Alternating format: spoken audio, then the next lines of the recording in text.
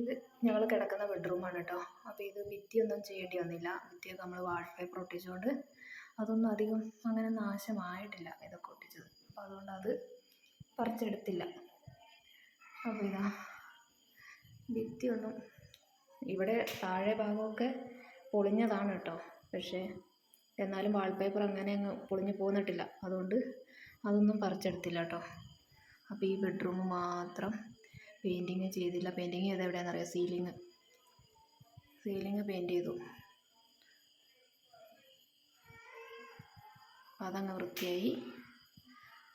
അപ്പോൾ ഭിത്തിയൊക്കെ അങ്ങനെ തന്നെ വെച്ചു.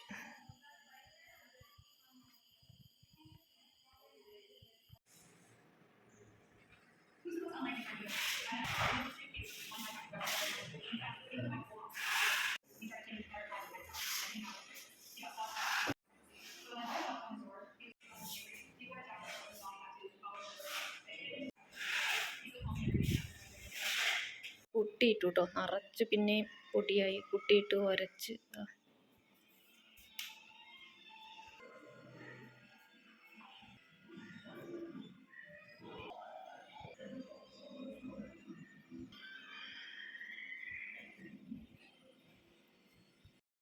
ഇവിടെയൊക്കെ പുട്ടിയിട്ടു.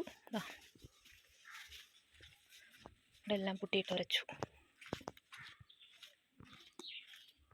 അപ്പോൾ ഞാനിവിടെ എല്ലാം ക്ലീൻ ചെയ്യാൻ വേണ്ടി കയറിയതാട്ടോ. എല്ലാം ഒന്ന് സാധനങ്ങളൊക്കെ കുറച്ചൊക്കെ ഒന്ന് അടുക്കി എല്ലാം ഒന്ന് തുടച്ചൊന്ന് ക്ലീൻ ചെയ്യാമെന്ന് വിചാരിച്ചിട്ട് കയറിയതാണേ. അപ്പോൾ ഇതാ കമ്പികളുടെ പെയിൻറ്റിംഗ് ഒന്നും കഴിഞ്ഞിട്ടില്ല. അപ്പോൾ അതൊക്കെ ഉണ്ട്. ഇവിടെ ഫുള്ള് ഭിത്തിയുടെയൊക്കെ പെയിൻറ്റിങ് കഴിഞ്ഞാണ് കേട്ടോ. ഇനി ജനലിന് പെയിൻ്റ് അടിച്ചു, കമ്പിക്ക് പെയിൻ്റ് അടിക്കാനുണ്ട്. അപ്പോൾ ഇതാ ഇവിടെയൊക്കെ സോഫ കിടന്നാട്ടോ. സോഫയുടെ അടിയിൽ നിന്ന് ചാടിയതാണ് ഈ തുണിയാണിത്. അതാ മണ്ണ്, അതെ ഒരു വണ്ട് വന്നിട്ട് കൂട് കൂട്ടുന്നതാണ് മണ്ണ് കൊണ്ട്. അപ്പോൾ ഇതുണ്ടോ, ഇതൊക്കെ സോഫയുടെ അടിവശത്തു നിന്നുള്ള സാധനങ്ങളാണ്. കാണിച്ചു തരാം. സോഫയുടെ അടിഭാഗം ഇതുണ്ടോ. അപ്പോൾ ഇവിടെ ഇതുണ്ട്, ഈ കറുത്തേത് ഒരു കവറിങ് പോലെ വന്ന തുണി ഇതുണ്ട്. തൊടുമ്പോഴത്തേക്ക് ഇതിങ്ങനെ കീറിപ്പോരും. അതാണ് ഈ തുണി. ഇതുണ്ട് കറുത്തത് കിടക്കുന്നത്. അതിവിടെ കവറിങ് പോലെ ഉണ്ടായിരുന്നതാണ്. അപ്പോൾ അത് കീറിങ് പോന്നു. അപ്പോൾ അത് മൊത്തത്തിൽ ഞാൻ കീറിങ് എടുത്ത് അത് പൊടിഞ്ഞ് ചാടുക. അപ്പോൾ പൊടിഞ്ഞ് ചാടിക്കൊണ്ടിരിക്കുന്ന സാധനം വെച്ചോണ്ടിരുന്നിട്ട് കാര്യമില്ലല്ലോ. അപ്പോൾ അതങ്ങ് കീറി എടുത്തു കേട്ടോ. ഇതാ സോഫേൻ്റെ ഉള്ളിലോട്ട് ഉള്ളിൽ ഓട്ടാ ഇതുണ്ടോ. അപ്പോൾ ഈ സോഫയുടെയും അടിഭാഗം ഇതുപോലെ കീറിയെടുത്തു. കീറി പോകുന്നു, ഫുള്ള് പൊടിഞ്ഞു പോകുന്നായിരുന്നു. അപ്പോൾ അത് മൊത്തം എടുത്ത് ഇത് ഫുള്ള് തുടച്ച് അങ്ങനെ വെച്ചിട്ടുണ്ട്. അധികം കാലം ഏതായാലും ഇത് നിൽക്കത്തില്ല. ഇപ്പം തന്നെ ഒരു 10 വർഷം ആയി ഈ സോഫയൊക്കെ മേടിച്ചിട്ട്. അപ്പോൾ ഇനിയിപ്പോൾ അധികം നാളുണ്ടാകത്തില്ല. ഇതൊക്കെ അവരുടെ പെയിൻറ്റിങ്ങിൻ്റെ സാധനങ്ങളാണ് കേട്ടോ. സച്ചുവിൻ്റെ ലൈബ്രറി ആയിരുന്നു. ഞാൻ പുസ്തകങ്ങളൊക്കെ ഇപ്പം അപ്പുറത്തെ റൂമിലായിരുന്നു. എല്ലാം കൊണ്ടുവന്ന് ഇവിടെ അടുക്കി വെച്ചതാണ്.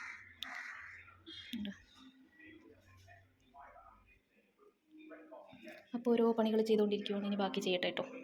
ഈ സോഫയുടെ ഇതൊന്ന് കാണിച്ചു തരാമെന്ന് വിചാരിച്ച് വീഡിയോ എടുത്തതാണേ. സോഫയുടെ അടിഭാഗം ഉൾഭാഗമൊക്കെ ഇത് ഞാൻ ആദ്യമായിട്ട് കാണും കേട്ടോ. ഈ സോഫ ഇങ്ങനെയൊക്കെയാണ് സംഭവങ്ങളെന്ന് ഇങ്ങനെയൊക്കെ ആദ്യമായിട്ട് കാണുക.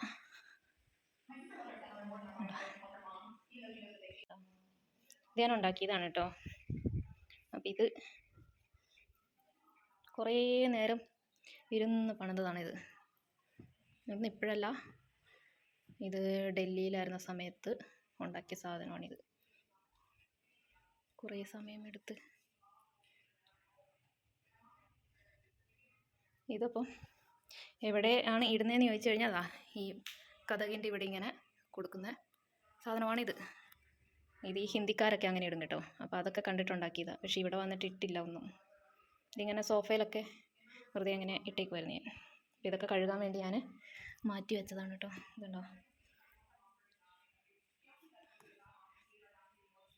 ഇതൊക്കെ ഇങ്ങനെ അവിടെ ഉള്ളവർ ഇതൊക്കെ ഈ ടീപ്പോയിലൊക്കെ വെക്കും കേട്ടോ. ഇതുപോലെ നടുക്ക് ഇങ്ങനെ ടീപ്പോയിലൊക്കെ വെക്കുന്ന ഇതാണ്. ഒക്കെ വെക്കും. ഇതിൻ്റെ നടുക്ക് ഇങ്ങനെ ഫ്ലവർ വെക്കും. അങ്ങനത്തെ സംഭവമാണിത്. കാണാനൊക്കെ നല്ല രസമാണ്.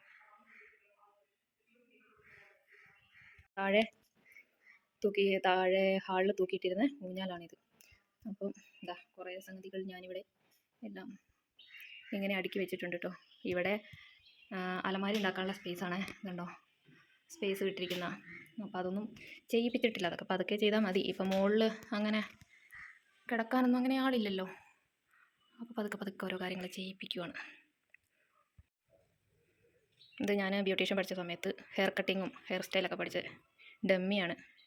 കുറേ മുടിയുണ്ടായിരുന്നു. എല്ലാം ദേ ഞാൻ മുറിച്ച് ഇത്രയായി. ഹെയർ കട്ടിങ് പഠിച്ച് ഇത്രയായി. പിന്നെ ഇത് ഞാനൊരു വീഡിയോ ഇട്ടിട്ടുണ്ടായിരുന്നു മുമ്പ്. ഇത് നമ്മുടെ മെഹന്തിയുടെ ഇതൊക്കെ അവിടെ പ്രധാനമാണ് കേട്ടോ. ഇവിടെയൊന്നും അങ്ങനെ ഇല്ല. പക്ഷേ അവിടെയൊക്കെ മെഹന്തി ഇടുക എന്ന് പറഞ്ഞാൽ ഭയങ്കര സംഭവം. ഓരോരോ പരിപാടികൾക്കൊക്കെ ഇതൊക്കെ ഭയങ്കര സംഭവം കേട്ടോ. ഇങ്ങനെ റോഡ് സൈഡിൽ കൂടെ ഒത്തിരി പേര് ഇരിക്കും ഇത് ഇട്ട് കൊടുക്കാനായിട്ട്. ഒരാൾക്ക് ഇട്ട് കൊടുക്കുന്നതിന് എത്രയും 30 രൂപ അങ്ങനെ കണ്ടാണ് കേട്ടോ. അവിടെ ഒത്തിരി പേരുണ്ടാവും ഇങ്ങനെ ഇട്ട് കൊടുക്കാനായിട്ടിരിക്കുന്നു. ഇതൊക്കെ അന്ന് ഇരുന്ന് എന്തോരം കഷ്ടപ്പെട്ട് വരച്ചതാണെന്നറിയാവോ. പക്ഷേ ഇവിടെയൊന്നും അങ്ങനെ അങ്ങ് ഇത് ഉപയോഗം ഇതുവരെ വന്നിട്ടില്ല.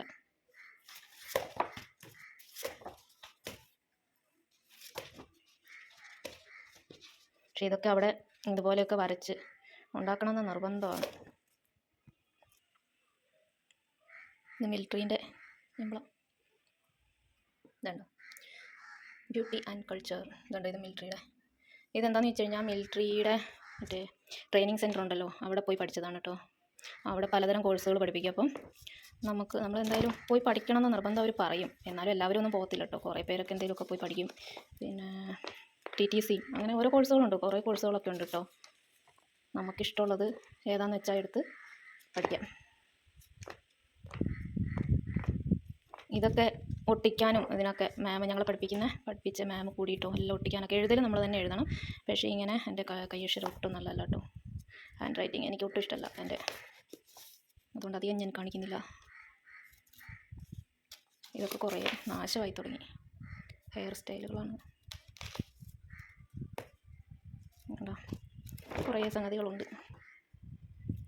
ഇവിടെ. ഇതൊന്നും ആവശ്യമില്ല. പിന്നെ ഇതൊക്കെ ഒത്തിരി കഷ്ടപ്പെട്ടുണ്ടാക്കിയതല്ലേ. അപ്പോൾ ഇതൊക്കെ ഒരു ഓർമ്മയ്ക്ക് വേണ്ടിയിട്ട് എടുത്ത് വെച്ചിരിക്കുന്ന, കളയാതെ സൂക്ഷിച്ച് വെച്ചിരിക്കുക. എൻ്റെ ബ്യൂട്ടീഷ്യൻ്റെ നോട്ട് അധികം ഞാൻ കാണിക്കില്ല. കാരണം എൻ്റെ ഹാൻഡ് റൈറ്റിംഗ് പറഞ്ഞ പോലെ എനിക്ക് തന്നെ ഇഷ്ടമില്ലാത്ത. അതുകൊണ്ട് പിന്നെ ഇത് ഇംഗ്ലീഷിലാണ് എഴുതിയിരിക്കുന്നത്. ഒന്നുകിൽ അവിടെ ഇംഗ്ലീഷിൽ എഴുതണം, പഠിക്കണം. അല്ലെങ്കിൽ ഹിന്ദിയും ഇംഗ്ലീഷുമാണ് കേട്ടോ. അതിലേതെങ്കിലും ഒന്ന് എഴുതുക പഠിക്കുക വേണം. മലയാളം ഇല്ലല്ലോ, അവിടെ ഫുള്ള് ഹിന്ദിക്കാരല്ലേ. അപ്പം ഇംഗ്ലീഷിൽ പഠിക്കുന്നവർ വളരെ ചുരുക്കം. മലയാളീസ് മാത്രമേ അവിടെ ഇംഗ്ലീഷിൽ പഠിക്കത്തുള്ളൂ. ബാക്കിയുള്ളവരൊക്കെ ഹിന്ദി ആയിരിക്കും. അപ്പോൾ നമുക്ക് എങ്ങനെ വേണേൽ പഠിക്കാം കേട്ടോ. ഇംഗ്ലീഷിൽ വേണമെങ്കിൽ ഇംഗ്ലീഷിൽ, അല്ലെങ്കിൽ ഹിന്ദി അറിയാം. ഹിന്ദി ആണ് എളുപ്പം എന്ന് തോന്നിയാൽ ഹിന്ദിയിൽ. ഇപ്പോൾ ഞാൻ എക്സാം എഴുതിയ സമയത്ത് ഇംഗ്ലീഷിലും എഴുതിയായിരുന്നു, ഹിന്ദിയിലും എഴുതിയായിരുന്നു. എനിക്ക് എന്താണെന്ന് അറിയത്തില്ല. ആ സമയത്ത് ഇംഗ്ലീഷിൽ പഠിച്ചിട്ട് പോയി. പക്ഷേ എക്സാമിൻ്റെ സമയത്ത് എന്താണെന്ന് അറിയില്ല, എനിക്ക് ഹിന്ദിയൊക്കെയാണ് വരുന്നത്. അപ്പം മാം പറഞ്ഞു ഹിന്ദിയിൽ എഴുതിയാലും കുഴപ്പമില്ല, ഇംഗ്ലീഷിൽ എഴുതിയാലും കുഴപ്പമില്ല, വേറൊരു ഭാഷ എഴുതരുതെന്ന് പറഞ്ഞു. അപ്പോൾ ഞാൻ ഇംഗ്ലീഷിലും എഴുതി, ഹിന്ദിയിലും എഴുതി. ഏതായാലും A+ ഗ്രേഡ് കിട്ടി. ഡൽഹിയിൽ നിന്ന് വാങ്ങിച്ച കൂളറാണ്. ഇപ്പോൾ കംപ്ലൈൻ്റ് ഒന്നും ഇല്ല കേട്ടോ. കുറച്ച് സ്വിച്ചുകളൊക്കെ ചെറിയൊരു പ്രശ്നമൊക്കെ ഉണ്ട്, എന്നാലും വർക്കാവും. അപ്പോൾ ഇതാണ് എൻ്റെ ബ്യൂട്ടീഷ്യൻ റൂം. സാധനങ്ങളൊക്കെ മാറ്റിയല്ലോ. അപ്പോൾ ഇവിടെ ഇപ്പോൾ കാലിയായിട്ട് കിടക്കോട്ടോ. ഇവിടെയൊക്കെ മൊത്തം പെയിൻറ്റിങ് അതാ, കമ്പിക്ക് മാത്രമേ അടിക്കാനുള്ളൂ ഇനി.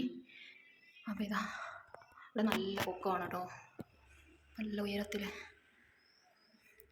ഉണ്ടോ. ഇവിടെയൊക്കെ തുടച്ച് എല്ലാം അടുക്കി വെക്കണം സാധനങ്ങളെല്ലാം. ഡോറൊക്കെ പെയിൻറ്റ് ചെയ്തപ്പോൾ നല്ല രസമായി.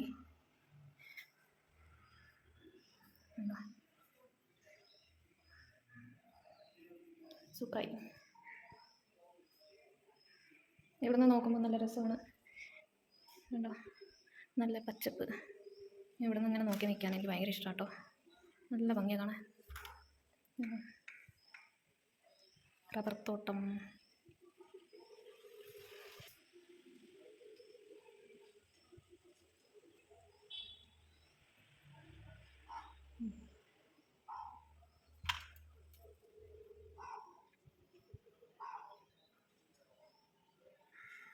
ഇന്നത്തെ പണി ഇതാ, വിറക് തട്ട് പൊളിച്ച് എല്ലാം ഇതാ, പകുതി കുറച്ചുകൂടെ പൊളിക്കാനുണ്ട് കേട്ടോ. കുറേ പൊളിച്ചതാ ഇതിലേക്ക് ഇട്ടു. ഇതാ അപ്പുറം കുറേ ഇട്ടു. അപ്പം ഇത് പൊളിച്ച് അടുക്കണം കേട്ടോ. നിറച്ച് ചെതൽ കയറി. അപ്പം എല്ലാം പൊളിച്ചിട്ടതാണ്. ഇനി വൃത്തിയായിട്ടെല്ലാം അടുക്കണം. അപ്പോൾ നല്ല മേലുവേദനയാണ്. കുറച്ച് ദിവസമായിട്ട് പണിയല്ലേ. പക്ഷേ എനിക്കൊരു കാര്യം ചെയ്യണം തോന്നിയാൽ പെട്ടെന്ന് ചെയ്ത് തീർക്കണം. ഇല്ലെങ്കിൽ ഒരു സമാധാനമില്ല. അതുകൊണ്ടാണ് വയ്യാഞ്ഞിട്ട് ഈ പണിക്ക് ഇറങ്ങിയത്. എന്തെങ്കിലും ചെയ്യണം തോന്നിയാൽ പെട്ടെന്ന് ചെയ്യണം. പെൻഡിങ്ങിലിടുന്ന ഇഷ്ടമില്ല. ഇതുണ്ട് ആപ്പിള്. ഇത് ഞാൻ ആദ്യമായിട്ട് ഉണ്ടാക്കാൻ പഠിച്ച സാധനം. ഇത് ആപ്പിള് ജാൻസിയിൽ വെച്ചിട്ട് തുടക്കം. ഇലകളൊക്കെ ഉണ്ടായിരുന്നു കേട്ടോ, അതൊക്കെ പോയി. ഇതൊക്കെ നാശമായി. ഷേപ്പൊക്കെ പോയി. ഇതിങ്ങനെ ഇരിക്കുന്നതായിരുന്നു, എല്ലാം പോയി. അരച്ചു കളറൊക്കെ പോയി. കുറേ വർഷമായില്ലേ. അപ്പോൾ ഇത് ബാക്കി കൂടെ പൊളിക്കണം.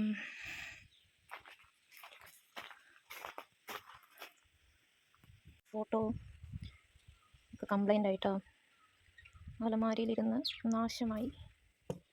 ഇതേതാ നിൽക്കണ്ടോ, ഒക്കെ നാശമായി പോയി. കിളികളെ കയറി ഇരിക്കുന്ന നോക്കി, കുഞ്ഞുങ്ങൾ എന്തായി? ആ തള്ള ഇരിപ്പുണ്ട് അതിൻ്റെ ഉള്ളിൽ.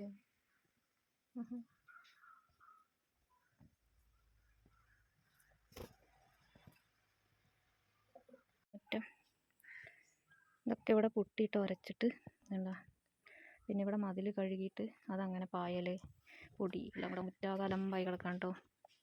ഇതൊന്ന് ജസ്റ്റ് ഒന്ന് കുറച്ചൊന്ന് അടിച്ചു വരാമെന്ന് വിചാരിച്ചിറങ്ങിയതാണ്. ഫുള്ള് വൃത്തിയാക്കിയിട്ട് കാര്യമൊന്നുമില്ല. ചേട്ടായി അടിക്കണ്ടെന്ന് പറഞ്ഞതാണ്, പക്ഷേ എനിക്കൊരു സമാധാനമില്ല അങ്ങനെ കിടക്കുന്ന കണ്ടിട്ടേ. ഏതായാലും കുറച്ചൊന്ന് അടിച്ചു വാരി എടുക്കട്ടെ. മാസ്ക് വെച്ചിറങ്ങിയതാണ് കേട്ടോ. പൊടി ഭയങ്കര പൊടിയാണ്. അപ്പോൾ പൊടി അടിച്ചെനിക്ക് കഫക്കെട്ടൊക്കെ കൂടി, അതുകൊണ്ട് മാസ്ക് വെച്ചിറങ്ങിയതാണ്. അടിച്ചു വരാം. എന്താ ഏകദേശം എല്ലാം അടിച്ചു വാരി എടുത്തു കേട്ടോ. എന്താ കൊട്ടയ്ക്കകത്തിട്ട് ഭയങ്കര പൊടി കേട്ടോ പറഞ്ഞ്. ഈ പുട്ടീൻ്റെ പൊടി എന്ന് പറയണേ അടിക്കുമ്പോഴത്തേക്കും ഭയങ്കരമായിട്ട് അങ്ങ് പറക്കും. നൈസ് പൊടിയാണ്, മൂക്കിലേക്ക് അടിച്ച് കയറും. അതുകൊണ്ടാണ് മാസ്ക് വെച്ച്. ഈ മൂക്കിലടിച്ച് കയറിയുണ്ടല്ലോ നല്ല പണി കിട്ടും.